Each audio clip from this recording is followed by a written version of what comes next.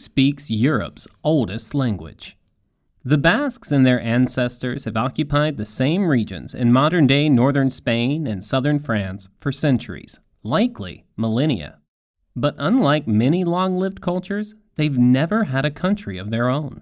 Perhaps in part because of this, many people today know very little about their fascinating culture or many significant accomplishments. Today, though, we give you a chance to learn a few of the most interesting facts about the Basques. Basque is the oldest living language in Europe. The Basque language, which is called Euskara by Basque speakers, is unique in Europe and the world. No linguist has ever found a connection between its grammar and original vocabulary and any other known languages. Because the Basques have occupied the same region for so long and have continuously spoken their ancestral tongue, it's believed that Basque is also Europe's oldest living language.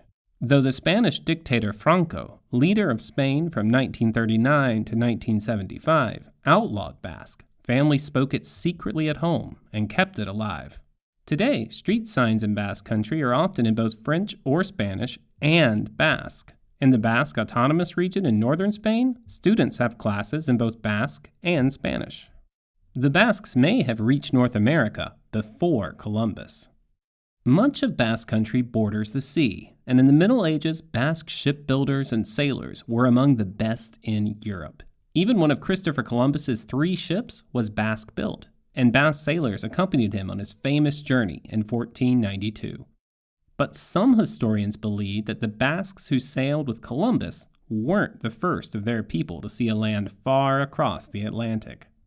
The Basques were big players in the huge European market for salted cod that existed in the Middle Ages, despite the fact that there's no cod in the waters along their ancestral territory. Historian Mark Kurlansky, who has written books on both the Basques and cod, says it was a big mystery to European powers where the Basques were catching all their very valuable fish. He believes evidence supports the idea that the Basques were catching cod off the coast of what's today Newfoundland, Canada, and doing it over 100 years before the area was officially discovered by other Europeans. It's possible the Basques found the way themselves or learned of it from Vikings, a group with settlements in modern-day Canada at least as far back as 1021 AD.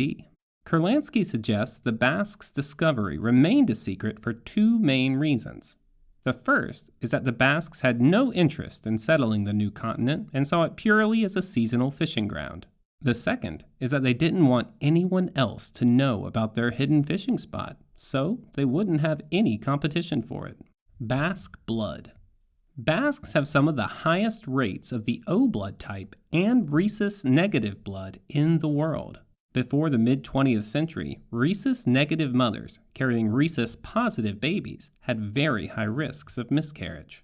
It's possible this made it difficult for the Basque community to mix with others where rhesus-positive blood was more common, keeping the Basque community small and making it hard for Basques to successfully have families with non-Basques. Learn more about the Basques. If you're interested in more of the fascinating history of the Basques, you can learn a lot from Mark Kurlansky's book, The Basque History of the World. For anyone who enjoys learning about history, it's written in a very readable style and is also great as an audiobook.